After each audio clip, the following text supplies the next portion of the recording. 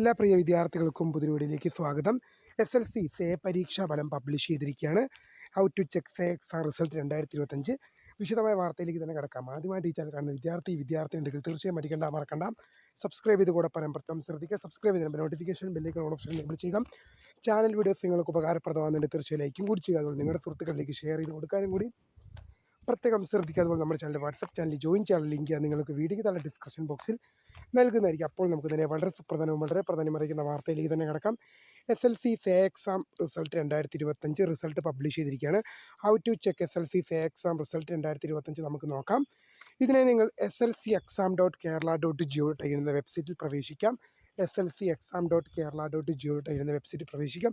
തുറന്നു വരുന്ന പേജിൽ നിങ്ങൾക്ക് SLC സേ എക്സാം റിസൾട്ട് 2025 എന്ന ലിങ്ക് നിങ്ങൾക്ക് അവിടെ ലഭ്യമാവും. ആ ലിങ്കിൽ നിങ്ങൾ ക്ലിക്ക് ചെയ്ത് കഴിഞ്ഞാൽ തുറന്നു വരുന്ന പേജിൽ നിങ്ങളുടെ രജിസ്റ്റർ നമ്പറും ഡേറ്റ് ഓഫ് ബർത്ത് നൽകി സബ്മിറ്റ് ചെയ്യാനുള്ള ഒരു വിൻഡോ ആയിരിക്കും തുറന്നു വരുന്ന പേജിൽ. അതിൽ നിങ്ങൾ നിങ്ങളുടെ രജിസ്റ്റർ നമ്പറും ഡേറ്റ് ഓഫ് ബർത്ത് നൽകി സബ്മിറ്റ് ചെയ്യുമ്പോൾ നിങ്ങൾക്ക് നിങ്ങളുടെ റിസൾട്ട് അറിയാൻ സാധിക്കും.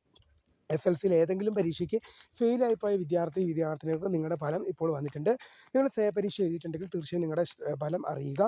പല വിദ്യാർത്ഥികളും ചോദിച്ചിരുന്നു, SLC തോറ്റു, പക്ഷേ എന്താണ് സാർ ഇനി +1 അലോട്ട്മെൻറ്റിനായി കൊടുക്കാൻ സാധിക്കുമോ? നിങ്ങൾ ഒന്നുകൊണ്ട് വിഷമിക്കേണ്ട ആവശ്യമില്ല പ്രിയ വിദ്യാർത്ഥിനോട് പറയുന്നത്. SLC എന്ന് പറയുന്നത് ജീവിതത്തിൻ്റെ ഒരു ടേണിംഗ് പോയിൻ്റ് അല്ല എന്നുള്ളത് പ്രധാനമായിട്ടും ഓർത്തിരിക്കുക. കാരണം SLC ജയിച്ചത് കൊണ്ട് ഒരിക്കലും SLCയിൽ ഇപ്പോൾ നമ്മളൊരു ഫുൾ A+ കിട്ടി, അല്ലെങ്കിൽ SLC നമ്മൾ നല്ല വിജയ ശതമാനം നമുക്കുണ്ട് എന്ന് വെച്ച് നമ്മൾ ഒരിക്കലും ഒരു ഉയർന്ന നിലയിൽ എത്തണമെന്നൊരിക്കലും നിർബന്ധമുള്ളൊരു ആളല്ല. കാരണം അതിന് പ്രധാനപ്പെട്ട ഒരു കാരണം എന്ന് പറയുന്നത് SLCയിൽ ഫുൾ A+ മേടിച്ചൊരു കുട്ടിയും അതുപോലെ തന്നെ ഒരേ A+ മേടിച്ചൊരു കുട്ടിയും ഒരേ A+ ഇല്ലാത്തൊരു കുട്ടിയെ സംബന്ധിച്ച് SLC ജയിക്കുക, നിങ്ങളുടെ SLC ജയിക്കുക എന്നൊരു പ്രധാന ലക്ഷ്യം എന്ന് പറയുന്നത് +1 സീറ്റ് കിട്ടുക.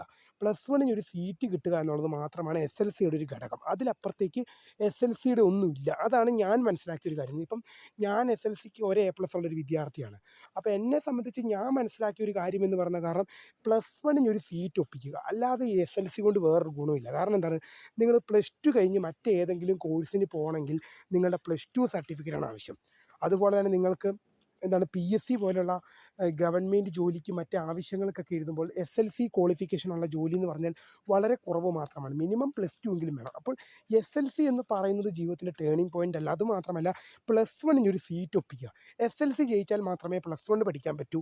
അതിനുവേണ്ടി മാത്രമാണ് SLC. അതുകൊണ്ട് SLC ജസ്റ്റ് പാസേ ഉള്ളെന്ന് കരുതി കരഞ്ഞുകൊണ്ടിരിക്കുകയൊന്നും വേണ്ട. നിങ്ങൾക്ക് +1 സപ്ലിമെൻ്ററി അലോട്ട്മെൻറ്റ് സപ്ലിമെൻ്ററി അലോട്ട്മെൻറ്റിന് അപേക്ഷിക്കാം. സപ്ലിമെൻ്ററി അലോട്ട്മെൻറ്റ് 25 മുതൽ അപേക്ഷിക്കാം.